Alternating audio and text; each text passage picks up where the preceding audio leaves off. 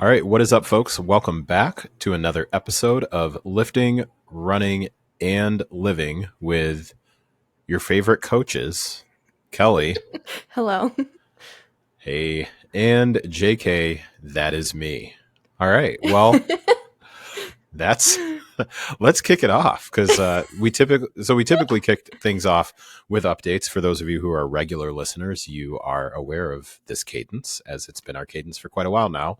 The And whole then we time. go into, at some point, we get to a main topic that typically is somewhat related to coaching and training and all those things.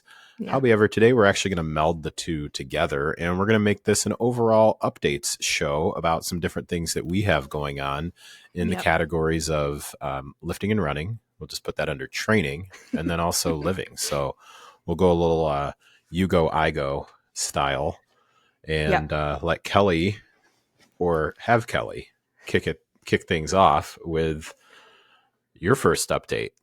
Yeah. So Wherever I'm you choose gonna to go. I'm gonna kick it off. This one's a quick update. The rest of mine are not quick updates. Okay. This one's a living update. If the listeners listened to last episode, they heard me mention the ClearSpace app, which is useful for eliminating time on whatever app you choose. Instagram was the one I chose, and I've been using it. I'm still using it since then, and I'm actually on the free trial to go into the paid version so that I can use it for more than one app because it's been really helpful with Instagram, and I want to use it for Threads and TikTok because I've noticed that Threads had no limits on it. So when my Instagram time was up, I would just jump over to Threads, and that kind of defeats the purpose. Okay. Yeah. And same with TikTok. TikTok is currently not on my phone because I spent too much time this weekend and just had to get rid of it. But I really like it. And I also figured out how to do the step challenge. So starting today and the next 2 days, I have the step challenge. So I get scrolling time based on how many steps I've taken during the day. So yeah, so it's a little different than the for a refresher for anyone who didn't listen, you can set a budget of how many times you can open the app, and then if you choose to use an open, you choose how long you want to use it, and it's either 1, 2, 5, or 10 minutes. So with the step challenge, you just bank a bunch of minutes, and then like I have, I think 70 minutes right now. So each time I go into it, it just deducts the time that I chose from my banked, and then they roll over to the next day if I don't use them all. So Yeah. I like it a lot. Nice. Yeah. Nice update. That's an interesting tactic. And it reminds me of like having kids earn screen time, Yeah. like kind of gamify the whole thing. Yeah. Huh. That's interesting. I'm gaining scroll time. Yeah. Gotcha. Well, we'll see. I'll be interested to see, and you haven't done the update yet. We'll get to that. I'll be interested to see how some other changes that you're going to be making Yeah. will impact the need, the desire to perceived scroll. need for the screen time. Yeah. Well, really the perceived need for controlling the screen time. Yeah. But we'll get to that. We will get to that. All right, cool. Okay, let's see. So quick, you started with a quick update, so I'll start with a quick living update. And I jotted down on our rundown, I just jotted down the word gratitude. So what comes to mind, or what came to mind when I was jotting this down with including it in my updates. So recently, last month, I celebrated my 46th. Yeah, my 46th birthday. Then it's also the same day that my son turned 12. We share a birthday. So I've had our birthdays, then also these different milestone events. Our daughter's now a freshman in college, so she's off and running and living her best Alabama Roll Tide life right now. And then also in conjunction with with having some things to celebrate. Unfortunately, I've also within the past 2 weeks, I attended a visitation for the passing of a good friend of mine's dad. And then today, later on, we're recording this on a Tuesday. Today, later on, I'm going to be attending a visitation for a former coworker who became a friend. And I am very big on verbalizing gratitude. And it's one of those things that I think can really be taken for granted a lot of times. So as different milestones happen, and especially like what really kind of hit was on my birthday, I'm celebrating, my birth and then the birth of my son. And that same day, also recognizing the impact in the loss of a different life. So it's just those reminders. I'm very, very much like appreciative of like the stoicism type of teaching where it's like no day is ever promised, death is certain. I'm just very big these days, especially more. I feel like I'm doubling down, like every day is another double down on like if folks are not taking at least like just 1 minute, literally 1 minute out of the day just to be like, man, I'm thankful for, and then insert whatever it is. I just want to strongly encourage you to do that. Just especially because we're nearing the end of the year. So that can be a lot of time for reflection and, okay, what do I need to do? A lot of times it's like, what do I need to do differently? And I know we handled that a bit differently last year, I think, where we talked about like, what are we Yeah. taking with us? We Yeah. should do that again. Like take it. Okay. I'm down with that. So like a Yeah. take it or leave it sort of a thing. And, I certainly am not intending to project all of my highs and lows on other people, just in the conversations that I have with folks, and whether they're clients, friends, or anywhere in between. Everybody has something that they perceive as like a struggle or a problem. I mean, we're adults, and even the younger folks that I talk to also have like their struggles and their problems and things like that. So I definitely don't intend this to be one of those like, well, let's just gloss over that and don't you worry about it. Like every day is fantastic. I just think there is something like one thing to be grateful for in every single day. So that's just one of my living updates is just a re-engagement and a renewal of like really, really, really taking at least one moment throughout the day to appreciate something, like be thankful for something. Because man, there's just a lot of stuff going on these days. So that's one of my updates for now. So Is that why you always post on Threads every day? as far as like being thankful for another day, Yeah. it's part of my gratitude practice. Where that comes from, it's been like a few years now, because I actually started on Twitter or Oh, X. Well, it was Twitter at the time. the bad place. I don't know. Threads has got its issues, man. Threads has definitely got its issues. Where I started, for lack of a better word, like publicizing it, I guess, because there had been times where I would just jot something down for the day or type something in my notes or something like that. Where I started publicizing it was pretty shortly after listening to this short snippet that was part of a longer podcast that Inky Johnson did, actually. So for those of you who are not familiar, if you look up Inky Johnson, he's under the heading of motivational speaker. And I even hesitate to put him like in that category of motivational speaker, just because there's so much more substance behind it. And these days, like any of us that have 15 seconds and a really slow moving track in the background can be a motivational speaker if you've got the right voice, so I might be calling myself out here. So it almost feels like crazy or not crazy, but it almost feels like you don't give somebody enough credit when you call them a motivational speaker now. But there was a snippet where he talked about something that I really connected with, where he was like talking about a time where he was just like, man, I woke up this morning. He's like, I just looked over and I was like, man, I'm thankful for my wife. And then he like walked down the hallway, like walked past his kids' bedrooms. And he was like, I'm thankful for my kids. And then it was the way that I perceived it is he was basically like, how often like do we actually practice what he calls the daily press? He's like the press of gratitude. And he was a former D1 football star at the University of Tennessee before suffering a career-ending injury. Literally, I think 2 weeks before the NFL draft, and he was going to be a first-round draft pick. And the Ugh. whole thing was like he was going to bring his family out of poverty.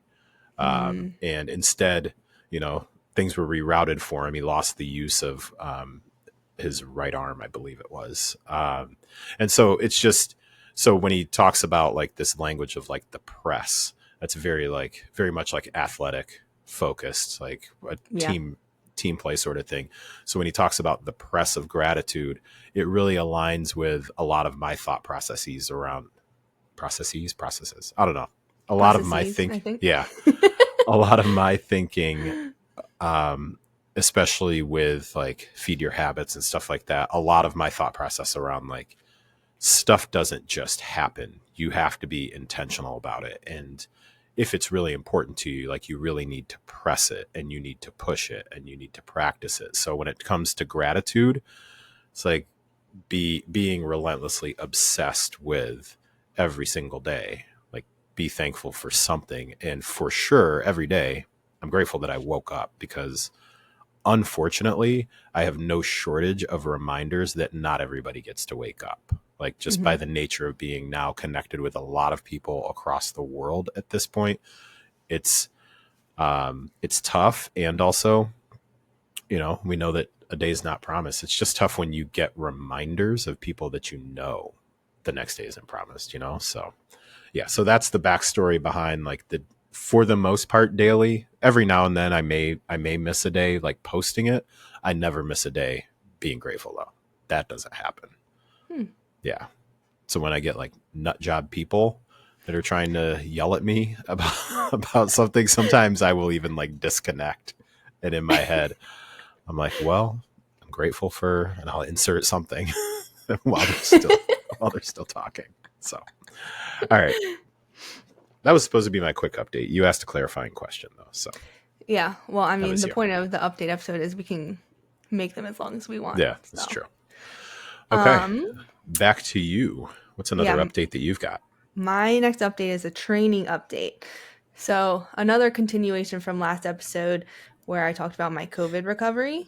And I am happy to report I finally feel normal in my running, but it did take until Saturday. So, 4 days ago, whatever that is. So how So, long? What's that now? So is that close to a month? yeah, I think four About? weeks ago is when I had COVID. Because I was going to say two. Because I go based on episodes, so I'm like, it was a Yeah. couple episodes ago. So and we record every other week usually. So yeah, wow, 4 weeks. Okay. Yeah. Yeah. It's been kind of wild, but like running just has felt so much harder than it should. And Mm, like having the experience with running that I've had, I know like how an easy run should feel. I know how my speed workout should feel. Like when I'm running certain paces, I know that I shouldn't feel exhausted running like one of my slower paces.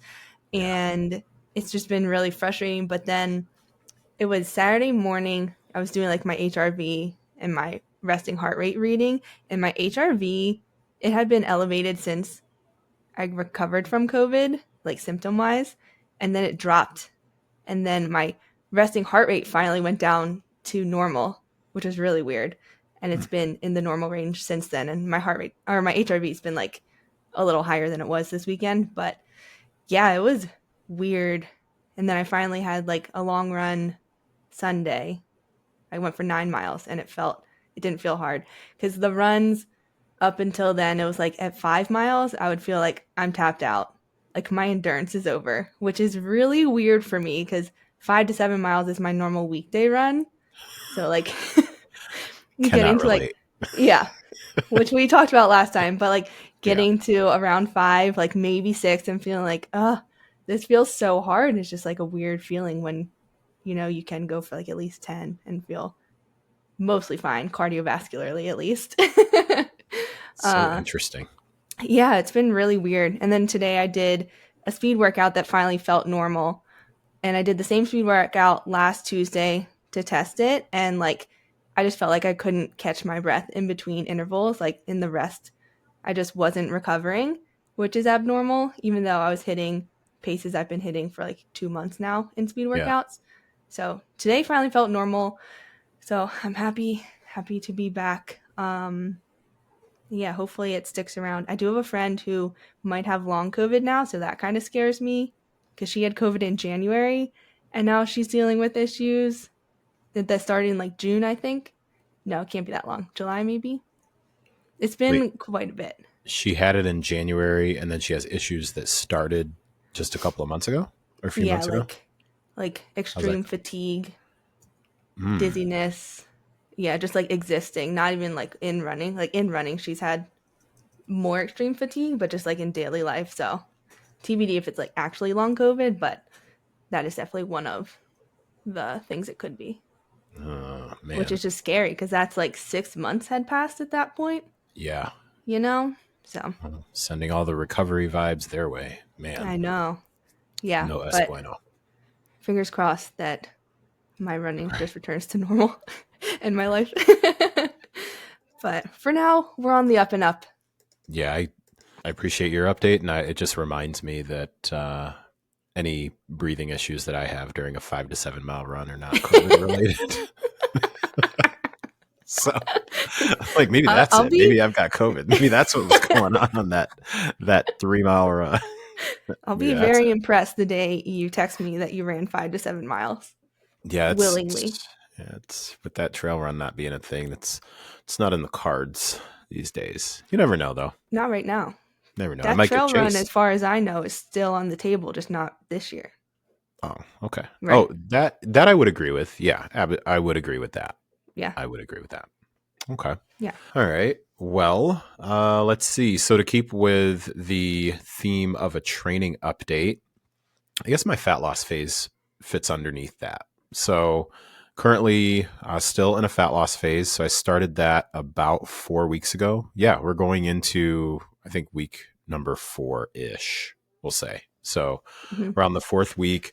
Actually just checked in with my coach this morning, and things are moving along pretty well. And what I would define as that, which, side note, that's how I respond. It just reminded me, that's how I respond when my clients tell me something's going like pretty good or pretty well or pretty bad or whatever.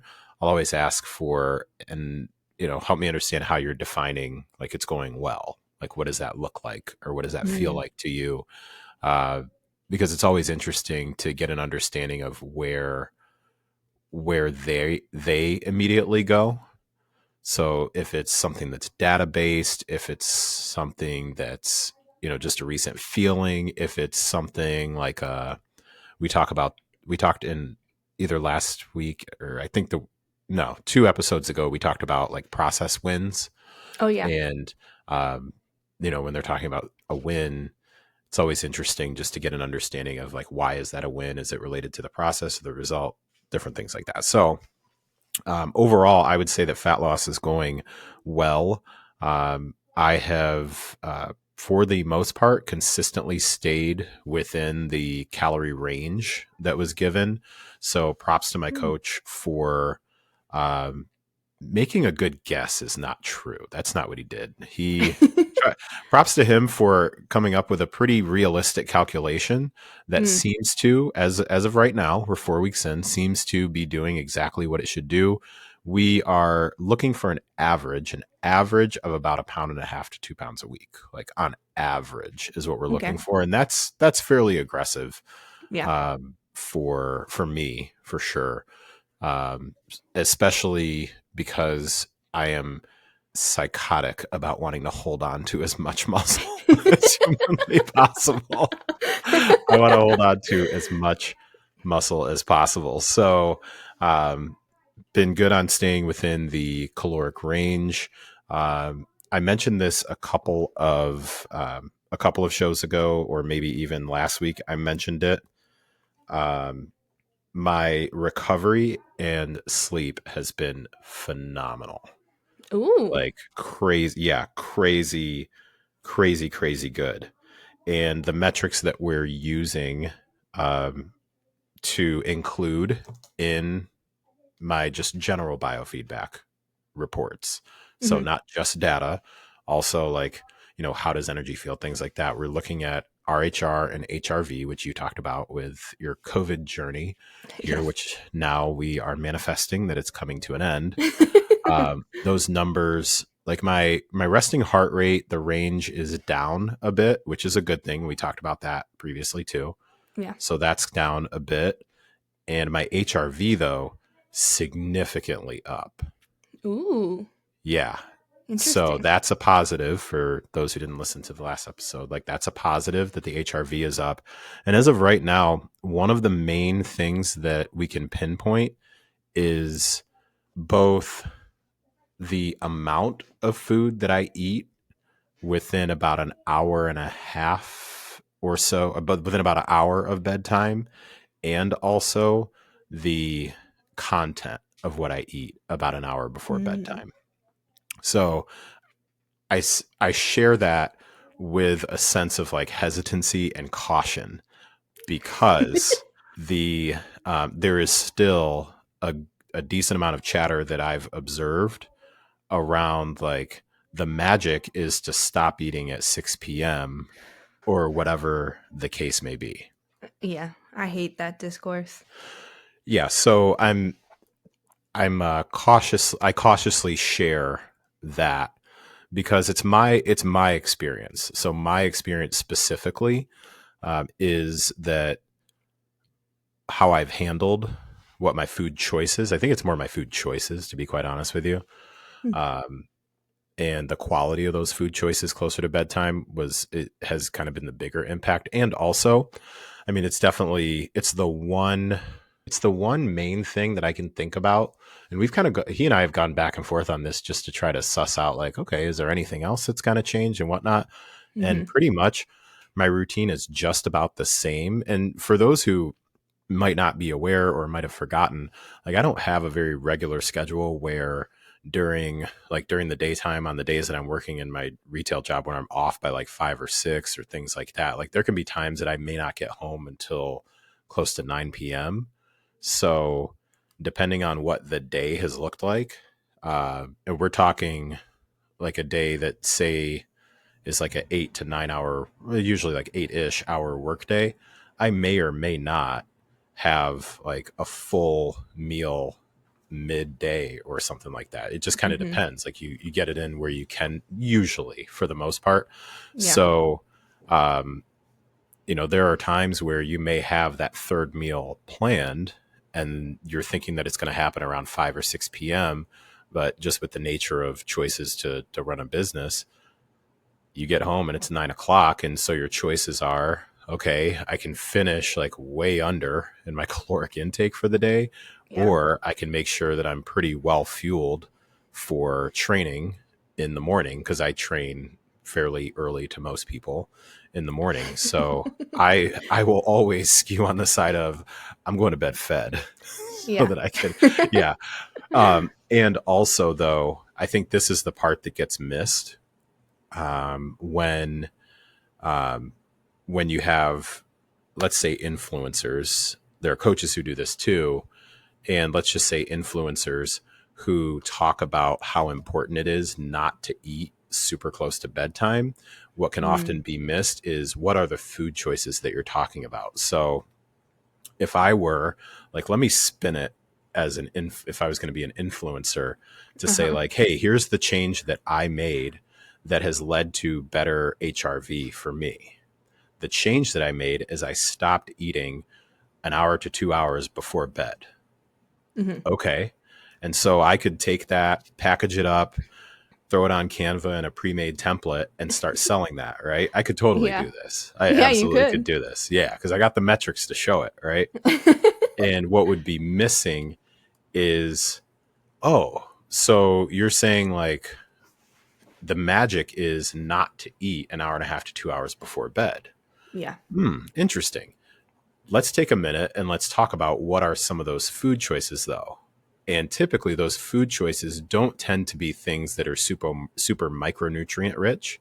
They tend to Mm. be more like ultra processed, like fast carbs, high sugar, stuff like that. Yeah. I am certainly a proponent of including all of those things big time, as evidenced by previous conversations about crumble and insomnia cookies. I'm all Yeah. about I'm all about my fun stuff, right? And also, it's rare that I've come across a large amount of people who the change that they made was eating a solid like 4 ounces of protein and 2 cups of veggies before bed. Like they changed that. They stopped doing that, and Mm. that's what changed it. Usually it was I stopped having like splitting a bag of popcorn and a bottle of wine with my partner before bed. Like Yeah. usually that's what changed. So that's that's what I want to make clear here is it's a it's a harmony of both, Yeah. because there still are some nights where, like I said, that scenario definitely comes into play where like I'm not going to bed hungry at Yeah. all. I still got some calories to eat because I really don't want to sacrifice the training sessions, and I don't want to sacrifice like putting myself in a position to not still put some stimulus on the muscles. So I'm going to go to bed fed. And yeah, that's been for sure like the so far the biggest surprise, I guess. Yeah, biggest Hmm. surprise. But things are trending. Things are trending pretty well. So pretty happy with where things are right now. So we're in week 4. Initially, we had planned 7 weeks, and I talked Oh. about it earlier. Like we would go 7 weeks and treat it like, okay, I'm turning in the project after 7 weeks. If there's some revisions that you want to make, cool, but I have to have the mindset of this project is over in 7 weeks Yeah. versus, hey, let's evaluate in 7 and see, what we really need to do for the project. Yeah. So we'll see around there. We have a trip, family trip planned for parents weekend.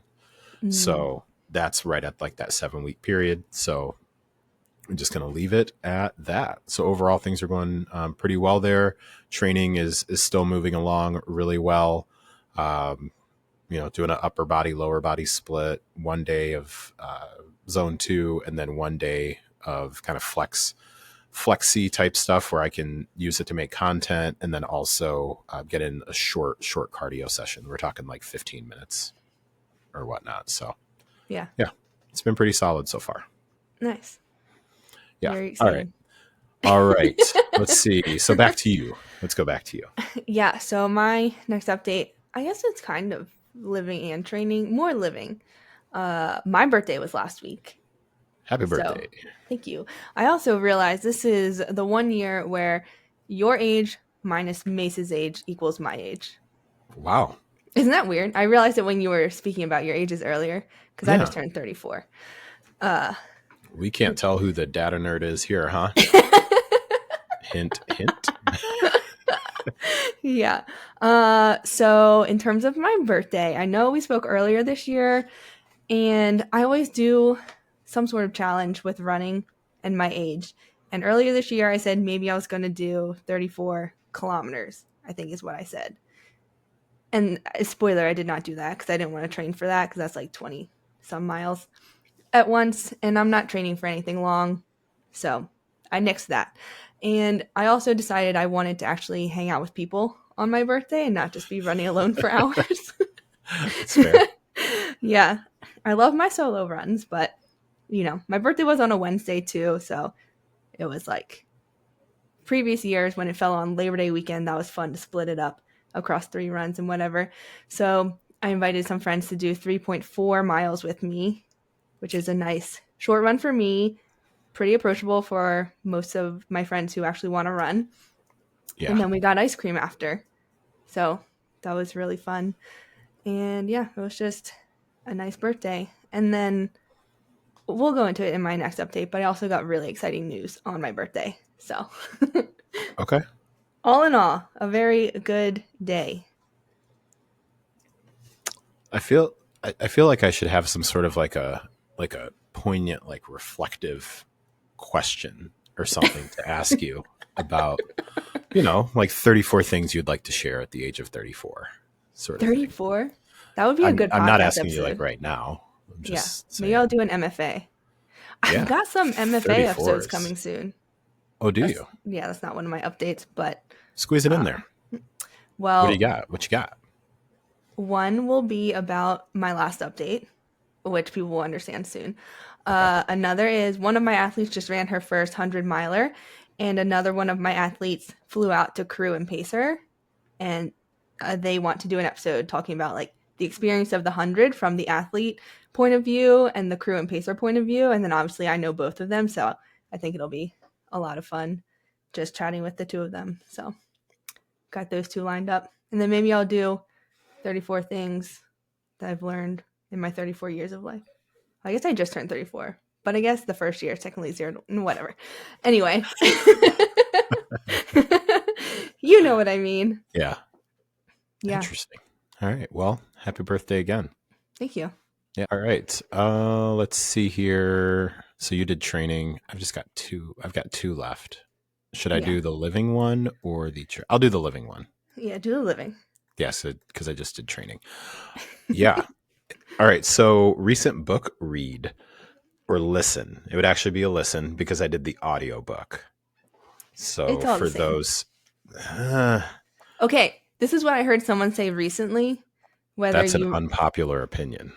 I have blocked that word on Threads. Have you really? You can mute certain words. Yeah, and I added it to my list, but I still see them, so I don't think it works. What about hot take? Yeah, I put that one on there. Oh. So I don't, if you comment on what am I supposed to comment? I don't know. Well, we'll have to test it, see if I still see it. Okay. But I heard someone recently say whether you read it or you listen to it, it's still a book. So like it's really the same thing. You're digesting the words that the author wrote. Yeah, I mean, I just don't see the need for the distinction. Anyway, continue with your update. I feel like we've gone down this rabbit hole before. I'm going to guess that it's more of like the people that are gatekeeping the authenticity of like the rich tradition of sitting down to read a book. Yeah. You know what I mean? I think that's why it bothers me, even though I am a physical book person. Yeah, I would say that digesting the information, like truly digesting the information, does hit different between like a physical book and an audio book for me. Like actually like really, really digesting the information and whatnot, because of the environments that traditionally I listen to audiobooks in, I'm easier distracted with the audiobooks. I will say that for sure. Because my visual attention is likely going to be somewhere else unless I'm out for a walk and, phone is in the pocket. I'm just kind of looking. Yeah. So anywho, the book that I listened to was The Comfort Crisis by Michael Easter. And I pulled up a handful, just like a couple of notes from a potential Help Me Understand episode. Still not 100% sold on if I'm going to do that as a full out topic or just kind of mention it in like a Friday Force sort of deal.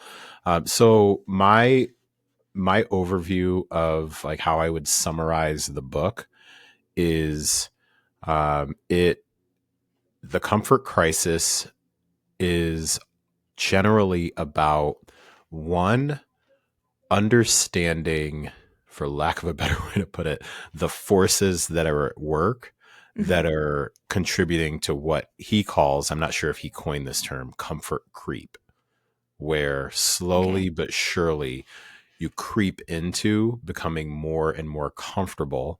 And you could swap out the word comfortable with lazy, sedentary, things like that. Okay. So it's like an example that I will give. I don't believe this was in the book. An example that I would give would be, for a while, the way that we got food was you went out and you hunted for food. Then grocery stores would carry ingredients. So you would go to the grocery store, and even the method that you use to go to the grocery store has now changed. But you would bring the ingredients home and you had to cook the ingredients. Then we move into an era where things are pretty much like already made for you. So you can just pick those up. Then we moved into an era where you can drive through. You don't even have to get out of the car. Yeah.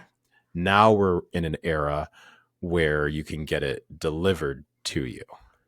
So that's just my example of comfort creep, where these things slowly but surely like start to creep in, you know? Yeah, that makes sense. So one takeaway or one thing that I would say the book is about is the recognition of where comfort is creeping in. Mm. And then another thing that the book is about, not separately, it's just all like in the story. Another thing that the book is about is then um, the benefits of discomfort. So, like, why comfort creep is bad, Hmm. why discomfort, like being uncomfortable, can be good. Then also how you can like intentionally insert discomfort. Mm.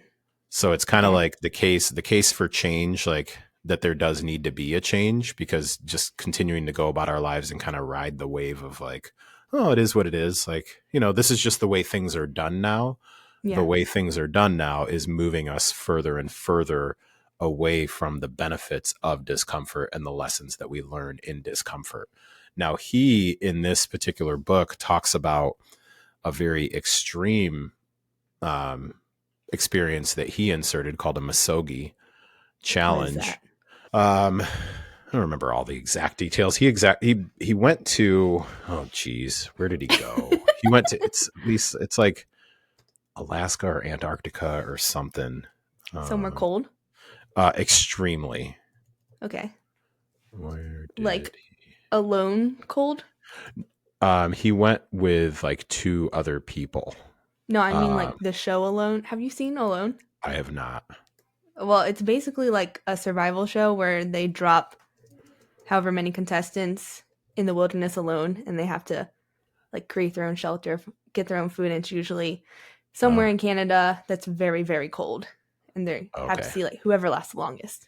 Okay. Anyway. Yeah, it was he went to the Arctic regions of Alaska on a caribou hunt. Yeah. Okay. And that's his Masogi. So the definition, the very general definition of Masogi, it's an event that pushes a person to their farthest limits. So an ultra marathon could qualify. Potentially, depending on the individual. Yeah. Because the my perception, because I always like qualify things like, I don't know, maybe I heard it differently or maybe I read it differently than you did, Yeah. whatever. Uh-huh. One of my takeaways is that a true Masogi is something that you are not totally sure you're going to be able to finish. Like, you train to finish, but you're not sure you're actually going to be able to. Yeah.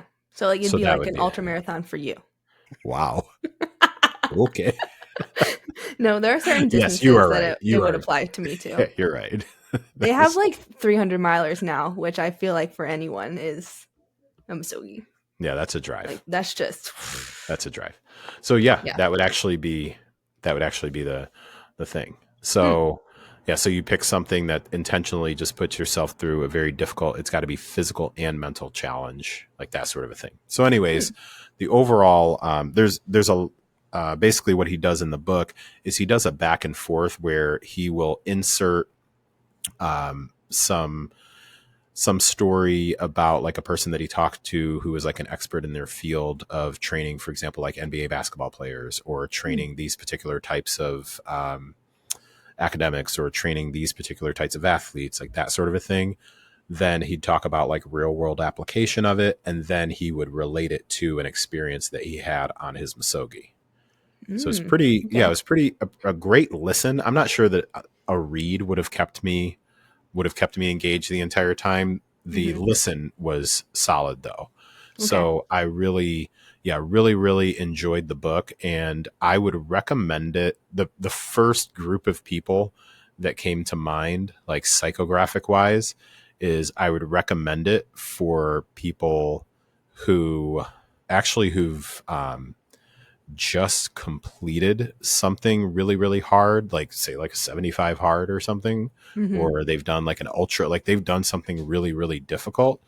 While I think it could benefit a lot of different people in different scenarios, I think it would be very interesting for them to read or listen to after they've done the thing. Hmm. Because from my point of view, one of the most challenging things about taking on big, huge events like that is, okay, now what? Mm-hmm. Like, now what's the next thing? Yeah. So I would actually recommend reading or listening to this while you're going through the particular thing or training for the particular thing versus reading it or listening to it to prepare for. It would either be in the midst of or after, Hmm. because it's kind of like it's kind of like an addict. Like, you get high once and then it's like the next time you're like, okay, so how can I get higher? Like, what's the next thing that I can do? Yeah. And I think that this is a book. There's another one that I'm listening to right now called Do Hard Things, I think. Um, yeah, I think it's called Do Hard Things. Steve Magnuson, I believe, is the Yeah. author. That sounds Yeah. familiar. That's one I'd recommend also, but I'm not quite sure like where that one would fit. But this one, The Comfort Crisis, I would recommend really for anyone who is looking to take on a physical challenge or has or to take on a big challenge, not physical, just any challenge, or has just come out of completing a really like tough challenge. I think it can be applicable in both ways. I thought it was a really well laid out book, and I liked how it went from like his like kind of expedition, then like regular life ish, but then Mm-hmm. also brought in some like research back stuff. Thought it was pretty cool. Cool. So yeah. All right. Yeah. So that's my living update. All right. All Well, right. my last update is my biggest update, which is why it's the last one. Yep. Also a living update. Um, I got a new job in tech. As a Thank Congratulations. you. So I'll be going back into the tech world as a data analyst, and I got the updated job offer on my birthday. So that was the exciting news that I got. But Yeah. it was a wild turn of events. JK knows this, but I've been thinking about going back into tech. And to be clear, I'm still coaching part time for anyone who's curious. Uh, So we so don't have to change the intro. We're still your no, favorite coaches. still a coach. There we go. Basically, just going back to what I was doing before I quit. So Mm, working full time in tech, part time coaching. But I've been thinking about going back to tech since like April of this year. And I've been doing some Codecademy courses to get back into coding because that was a big piece of why I want to go back. I really miss coding, and coaching doesn't really, I don't need to be coding consistently. Like, I can make some tasks that require coding, like making some cool graphs for my athletes and stuff, but like it's not necessary by any means. And for anyone who knows coding, like once you create a script to make graphs, you don't really need to do much else unless you add more graphs or change them, because all the data coming out of Training Peaks is the same. So I've been thinking about my reentry into tech, and my plan was actually like in my mind, it was in fourth quarter, I would really try to find a job. And I was thinking like September would be a good time to really start. So it's kind of funny that this happened this way. But yeah. I'll be working at a startup, and basically I was on like have a profile on this platform that connects startup companies to candidates, and your profile is live for like 8 weeks at a time. So the CTO reached out to me, and then I had my first interview with the engineering lead, who will be my boss. And then I had my take home technical, and then the final interview was on Tuesday. So this was all in the span of 6 days, which for anyone who It's knows fast. interviewing, very fast. Yeah. And then I got my first offer Tuesday night, and then I negotiated something. So my final offer was Wednesday on my birthday. And that was last week. And I start next Monday now. So Back in the biz. back in the biz. I'm very excited. I'm really Yeah. excited for structure again, to be honest. Yeah. Are you? Yeah. Did you say, I might have missed, did you say, is it physical location, work from home? Now they're remote, and they've been remote since the company started. So, Oh, okay. yeah, that was really appealing to me because I won't, well, in theory, I won't be required to ever go to an office, but they do try to get together. It's still like a fairly small startup. So they try to get Okay. together a couple times a year, which I think will be fun. So I can like actually meet people. But Where are they yeah, based? headquarters is St. Louis. But Oh, okay. yeah, like the CTO is in British Columbia, Canada. I'm Oh, not sure where my boss is. I'll find out next week. I know what her number is, so I know like her area code, but obviously, yeah. I have a Maryland area code. I'm not in Maryland. So, Interesting. Okay. yeah, but I'm excited. I'm nervous. Yeah. Should be fun, I hope. So what is this what does the transition look like for you as far as with coaching and clients and things like that? So, the biggest thing is like when I'll be able to take calls, I think. Hmm. Okay. Um, but the way I have two tiers of athletes. Certain ones have like a monthly call and certain don't.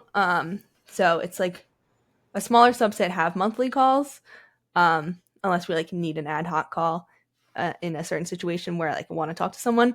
So it's not like super pressing to shift my like Okay. scheduling for those calls. Um, but yeah, so far I've shifted like everything to like after hours, quote unquote.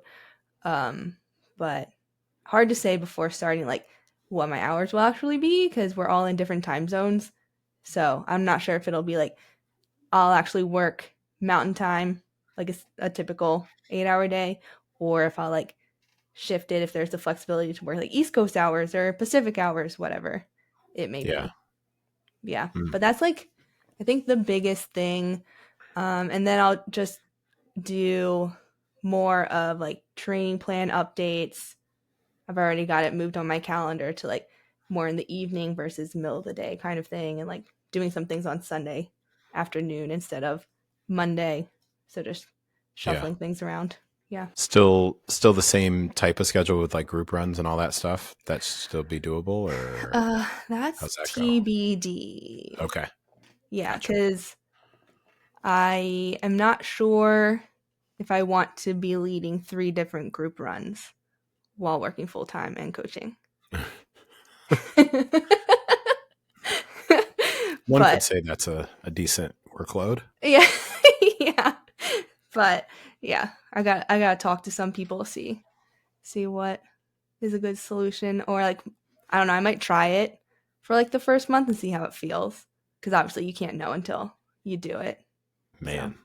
All right. Well, yeah, yeah, that is a big change. very Congratulations big change. Yeah, on the integration there. Yeah, yeah, that'll definitely be part of updates because by the time we record next time, when we record next time, we'll work on figuring that out too. yeah, yeah. That's another thing we have to Because shuffle.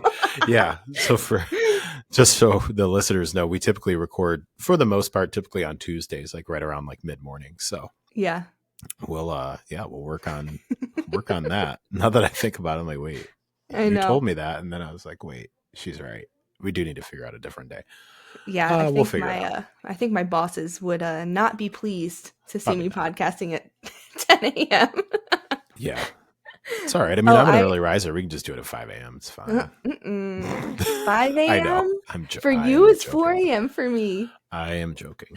It is fine. We'll figure it out. Don't We worry will. about it. No. We've been pretty good at adjusting through like travel and all sorts of stuff. So I'm sure we can figure it out. Yeah. But yeah, big change. Yeah. Anything else on that I'll be recording an MFA episode. about it? Yeah. Okay. Yeah, I'm gonna post something on Instagram sometime this week before this comes out. See what people want to hear. So hopefully I'll get some responses. Otherwise, I'll just blab about whatever I Just want to talk riff. about. Yeah. Just riff on it. Yeah, and Yeah.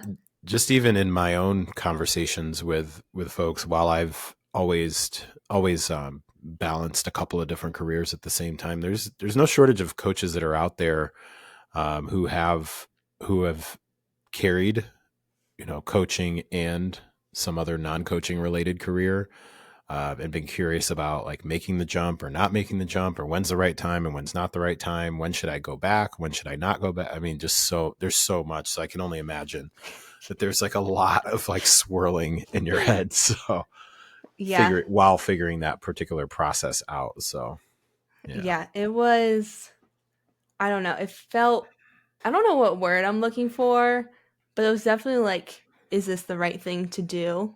Mm, But like, there, I think I wrote out a pros cons list, or like things I like, things I don't like about coaching. Yeah. And there's like You made a certain spreadsheet. thing.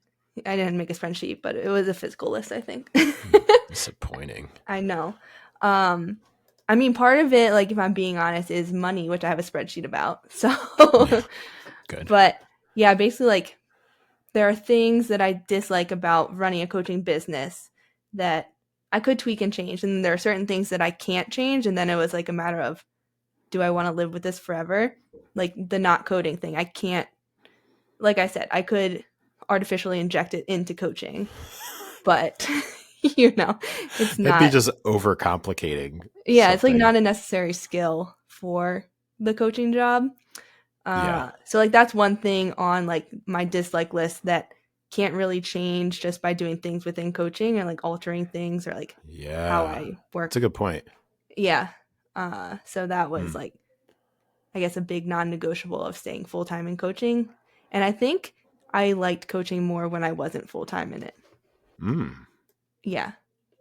Okay. Yeah. It was like, when you have something you really like, then you decide you're going to monetize it, and then it Yep. suddenly becomes your only thing that you're Yes. monetizing, and then there's a lot of more pressure on it. So I think that's just like kind of what happened. And now it's more like fun again. Even just telling my athletes last week, I was like, oh, this feels so much lighter and like less do or die. Yeah, it hits different. From my perspective, it hits different when what you're involved in, regardless of it being your passion, is also your primary paycheck. hmm It's a different vibe, even though you're still under the heading of you own your own business. hmm It's different when it's your primary source of your individual income. Like it's Yeah. just different. So in conversations that because I have clients who are coaches and former clients who are coaches and then coaches that I know and things like that. And what you just talked about reminds me why I don't feel bad when I remind them that coaching isn't my only source of income when hmm we're talking through some sort of a like tough situation or something that they're frustrated with or trying to troubleshoot something like with a client, especially when it's something that's mindset related. mm And, they'll be like, well, how do you just, say it that way and not be worried about it? And like, because at the end of the day, like, you also have to remember that underneath the whole like, well, yeah, if that's what needs to be said, it needs to be said. There's not a fear of, well, if this person is just like, well, forget it, I'm not renewing. It's hmm not that the finances don't matter, because that's certainly not the case. Yeah. Like, it's not that it doesn't matter. It's that that is not going to be the difference in like whether or not a particular bill is paid. hmm Like Yep. I I don't know how that comes across, and also I'm just like, that's the truth. It doesn't mean that I don't value each and every person and all that stuff. It's just it's a little different, you know. It's Yeah. definitely a little bit different. So I try to remind people like, yeah, well, it's a little bit different when you have, for lack of a better way to put it, when you have a safety net. It's a little hmm different when you don't. So whether you own the business or you work for somebody else, like, it hits definitely different. So Yeah. yeah, for sure. For sure. So, Yeah. well, congrats to you Thank you. on making the move. Yeah. Big time. I'm All right. excited. Yeah, I'm so excited. updates to come. Yeah. Updates to come on that. Yep. All right. Well, I'll give my last update. This one will be a fairly short one. I really could have included this one with the fat loss phase. Um, it's about InBody scans and really just body scans in general. So this morning, so this is Tuesday. This morning, I actually took an InBody scan. And for those of you who are not familiar with like the InBody scans, and I know there's some other brands that also will do it the same way. It's where you're stepping on like the pads that are underneath the heels of your feet, and then you also hold handles, and your thumb will touch hmm pads too. It's like what is the name? It's something impedance. I don't know. I can't remember. But anyways, basically they are body composition scans that will give you their perception of like an analysis of where your body composition is. So an understanding of how much muscle you have, how much body fat you have, water weight, like all this stuff, right? So I took one this morning, and I think I was texting Jeff, who's my coach, and I told him I'm pretty sure that it's probably been at least 5 years since I've done one. It might even be longer. Whoa. I can't remember the last time that I did one. Mm-hmm. Yeah, I can't remember at all. And my reason for doing it was really twofold. One was curiosity, Yeah. just to start getting an understanding of, okay, where are things at? Because, and I'll go there now. Getting one scan done, it's not pointless. What is pointless, in my opinion, is to you like immediately make any sort of judgments based on the one. Yeah. Like you need to, like, the one is basically here's where we think things are currently. Mm-hmm. So an example that I will use is on the InBody scan, it reports that I'm at like 13% body fat. That is not the case. I'm just going to let you folks know. I am not at 13% body fat.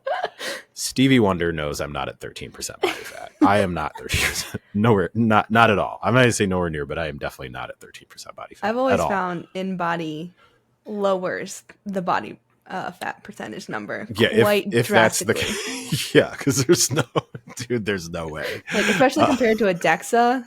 Like, you Yeah, get well, those two and different. compare, you're just like, Yeah, now the DEXA, well, we can, I don't know. There's other podcasts that will do a much better job at this entire conversation is about like the effectiveness or lack yeah. thereof of body scans and whatnot.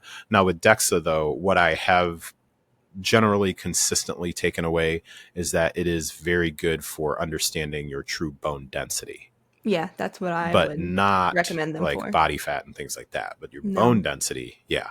So anyways, for anybody who's thinking about like getting body scans, whether it's InBody, DEXA, whatever it may be, the first one is to get an understanding of where it gives you a quick piece of data to be like, okay, that's where it says I am right now.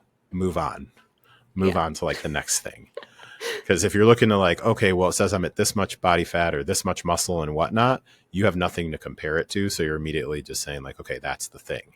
Yeah. So anyways, what was interesting though is, let me backtrack. I'll make this quick-ish. So there are two reasons I did it. One was curiosity. And then two, I wanted to be able to insert some of my own experience. Since it's been so long since I've done one, I wanted to insert some of my own experience with some conversation that I'm having with some of my clients about their results and how they're handling body scans and things like that. Because at this point, there's so many gyms that now have them available, and it's a big sales tool with Yeah. getting people to sign up for like personal training or a nutrition challenge or whatever the case may be. And what I'm finding is that without, like many things, without some sort of like understanding of like best testing conditions and structure, and really, like, I'm not a big fan of gyms allowing people to get them every week. Like, I don't think that's Mm, responsible on the gym's part. yeah. I think that's actually something where they should insert themselves and not allow people to take them once a week, unless there's some sort of, excuse me, extenuating circumstance Mm-hmm. that's going on. But I just think about the people that I've been involved with, and whether directly or indirectly, I have, in my own experience, which I understand is not everybody's experience, I just have yet to come across a person who is getting them done that often, who is handling the information in a rational manner by Mm-hmm. themselves. Yeah. Typically, they're working with somebody who's trying to like talk them off the ledge most times. I can see So, that. yeah. So I wanted to be able to insert my own experience along with the anecdotal experience and also the research. So what was interesting though is, so I've tried to follow as closely as I could, like most of the recommendations. Last night was a night where I ate a little bit later, but it was like 8 p.m. I think 8 or 8:30 p.m. I took the scan at about 4:30 in the morning. So it was about 8. So that's what, 8 hours apart. Yeah. Yeah. So 8 hours apart. Hadn't eaten anything in between that time period, had drank nothing during that particular time period. They also recommend like not applying like lotion or anything else. Like basically just like, Oh. yeah. So they also recommend like not doing that. Not having caffeine day of, which I did. I mean, I didn't Oof. eat or drink anything. The most I brushed my teeth. That was Yeah. it. Because I went first thing in the morning, and then minimal clothing, so just wore like my underwear, like that was it. So Yeah. kept it pretty simple. So about as good as I could do with repeatable conditions for when I may do one, maybe December, January, maybe Hmm. December even might be a little bit soon, but I don't know. We'll see. Um, so I wanted to try and do it under conditions that could be repeatable. So even like documented what I had in my last meal, and I had previously, because I just decided to do this a couple days ago, so I had previously like already had like, hey, I'm gonna have my bigger meal before bed, like a bigger serving of carbs and whatnot. So that may or may not affect things, but repeatable conditions, didn't do anything crazy. So what I found was interesting though is I stepped on the thing, it did the reading, and then I forgot to turn the printer on. So I had to step off because I was like, oh snap, I forgot to turn on the printer. Uh, And however I had the machine set up, when you stepped off, it automatically like, it was like, all right, on yeah. to the next. So I Uh-huh. was like, oh snap. So 3 minutes later, I stepped back on. Oh my god. So with the way that it was set up, it took both readings, right? So within a three Oh. minute time frame, yeah, because it basically resets as soon as it Yeah. senses that you stepped off. So it Okay. reset. So when I step back on, this is 3 minutes later. So Mhm. from 4:36 to 4:39. In that time, my weight stayed exactly the same. However, Makes sense. my muscle mass, I lost half a pound of muscle mass. Oh wow. So just a heads up, in In three 3 minutes. minutes, yeah, I lost half a pound of muscle mass, and my body fat went up 0.3% Wow. in 3 minutes of walking to the printer and walking back. So all of that to say, my recommendation for anybody who's like, okay, well then are they pointless or whatnot? Definitely not saying that they're pointless. What I'm saying is, one, try and do them. If you're going to do it, one, try and do it first thing in the morning. If Hmm. you hop on whatever site there is for the machine that you're going to use, they will usually walk you through the testing day conditions, the different things. So even for example, I knew most of the ones that were on the InBody site. I did not think about the lotion thing because I use lotion. So I Yeah. was like, oh, I wouldn't have thought of that because I still would have put lotion on. Yeah. Um, the eating and drinking thing, that was totally standard. It even suggested like stand upright for 5 minutes prior to stepping Mm. on. So different things like that. So follow the instructions that they give. Yeah. And most importantly, utilize it as information to be integrated with all of the other information that you have. Strong suggestion not to Yeah. make it the end all be all.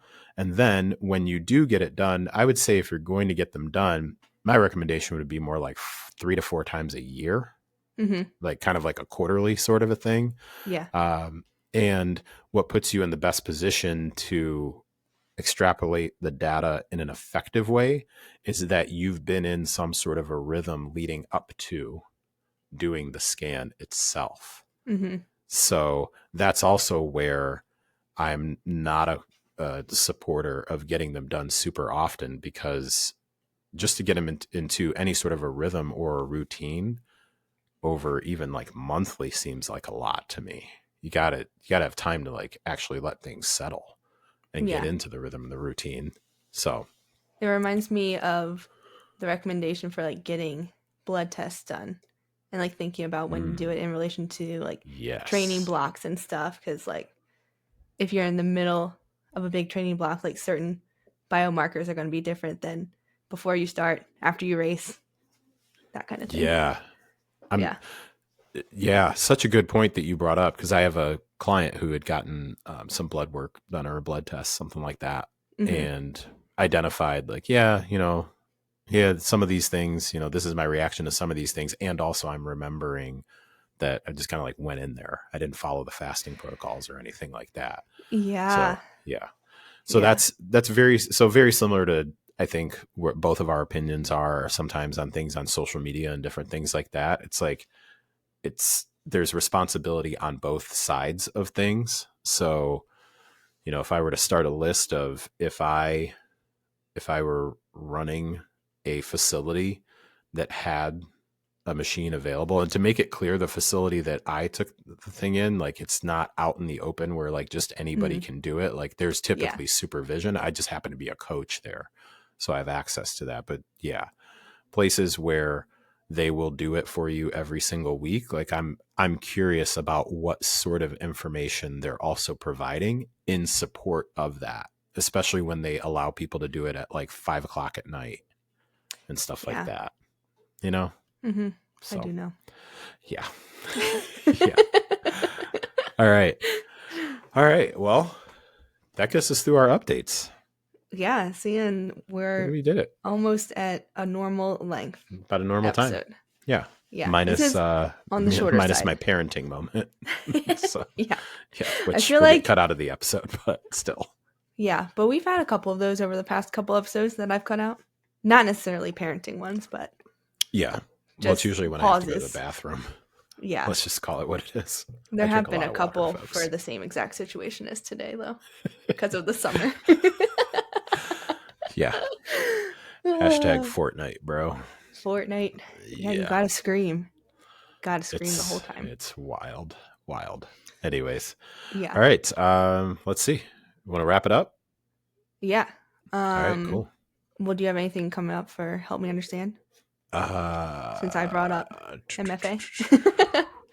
Well, just recently put out an episode with the coach. Her name's Betsy Foster. That was a fantastic episode. If anybody is interested in just hearing a different perspective about the things that we even consistently talk about with the importance of Yeah. strength training and building muscle for women, Betsy's just got a really good story and a really good perspective. So that's one to go back and listen to. As far as what's coming up, nothing specific. Interviews are still, based on how I handle my schedule, interviews are still few and far between, and they'll be there when they're there. It's tough because there's no It is lack tough. of people. Yeah, I'm Yeah. blessed because there's plenty of people who are like, yeah, dude, I'm down whenever. Yeah. And then I'm like, all right, 4 to 5 months from now, because even the one with Betsy, we have Yeah, been you working. mentioned it took 6 to 7 months. I listened Yeah, to it. it So did. Yeah. And that's it was legit a because good I had to one. scroll back to the message and it was back in February. Oh my gosh. And that's not on her. It's just the nature of when that person is available and Yeah. then what my schedule looks like. So if the times that they happen to be available and that they're making themselves available, to be clear with people, these are people who are taking their own time to make themselves available, then it's like, well, if those are normally days where I'm already like locked into stuff that's not movable, then I just wait for the opportunity. So we recorded that on Labor Day because usually Oh. Mondays are pretty much out. So it Yeah, just happened to be a Monday where I didn't have stuff starting until 11 o'clock. that makes sense. Yeah. And for her, Monday mornings are open. For me, they're not. So Yeah. yeah, that's the way things go sometimes, man. That is the way things go. Yeah. And you'll be right back in that mix. I know. Yeah, Yeah. welcome back to the fun. You'll be right The back in that fun. mix. I Yeah. know the episode I'm recording with my 2 athletes, we're doing it like on a Sunday afternoon because Mm-hmm. one, we're in 3 different time zones across the US. Oh, okay. And all of us now work full time, typical Monday through Friday hours. So then it's like Pacific hours, East Coast hours, very different. And like, we don't want the East Coaster to have to stay up till like 10 p.m. just to podcast, on a weekday. So, Yeah, there's been some wild ones. I used to have a client that was she lived in the Congo. where is that? So, like Africa. Okay, that's what I thought, but I didn't Yeah. really know. So when we would occasionally like have a call, I was always like triple, quadruple, quintuple checking the time to Yeah. be like, wait, is that? But there's this, my friend Jillian who lives in Spain is the one who told me, I think it's called Time Buddy. There's like a website. Oh. It's a website or an app. I think it was called Time Buddy. But what it basically does is it lets you list 3 time zones. So like you would slide. So say we do like Mm, Colorado, Illinois, and Spain. yeah. But you can just, once you slide over like Yeah, 12 yeah. p.m. Colorado time, all the other ones auto update. And it Mhm. was the best thing ever. Because at the time she was recording a podcast where she lived in Spain, her other pod partner lived in the UK, and the other one lived in China. So I heard her talk about it. So I reached out. I was like, yo, is this legit? And she's like, it saves my life. I can't remember I what it th- was. I think it was called Time Buddy. I don't know. I think I've used that because back Okay. in March, I was scheduling the podcast episode with Emily from Precision, and she lives Uh, in the UK. And oh, that yeah. scheduling was the most hectic because, for those who don't know, our daylight savings different than the UK daylight savings, and we were in Yes. that like 3 week span where the US had already made the jump, but the UK hadn't. So, and we were scheduling before the 3 weeks where we like things were weird. So, like, she sent a time, and I was like, okay, to confirm, that's this time in Colorado. And she was like, no, I think it's this time. And I'm like, I don't want to correct you on your own time zone, but I'm pretty sure you have daylight savings on this day, and I already had it. So then that means my time is an hour different. And I Oh used my like one of those gosh. sites, and I was like, this is what the site said. Can you confirm for me? Yeah, it's World Time Buddy. Okay, Well, I World just looked it Time up while Buddy. we were talking. Yeah, World Time Buddy. Yeah, Yeah, you just gave me it's PTSD because I definitely experienced that when I had my friend T on the show, mm, and she lives in the UK. And yeah, and something happened where it was one of us had daylight savings time or something like on the whatever day, but we yeah. had set the yeah. It's See, a folks, the pain. stuff that goes on behind the scenes, I'm telling you, it's no joke. The logistics. For real. All right. Yeah. You All want to tell right. them where to Well, find us? yeah. If you don't already, follow us on Instagram at Lifting Running Living Pod, or you can email us at liftingrunningLivingPod@gmail.com. And we would love it if you would give us a rating, 5-star rating, and review. If you're on Apple, you can leave a comment if you're on Spotify on specific episodes. And yeah, All that's right. it. So with that, we are going to call it a show. So if you've listened this long, thank you. We appreciate you. And we'll catch you in a couple weeks for the next episode of Lifting, Running, and Living with your favorite coaches, Kelly and JK. Thank you. Take care. We'll talk to you next time. Bye.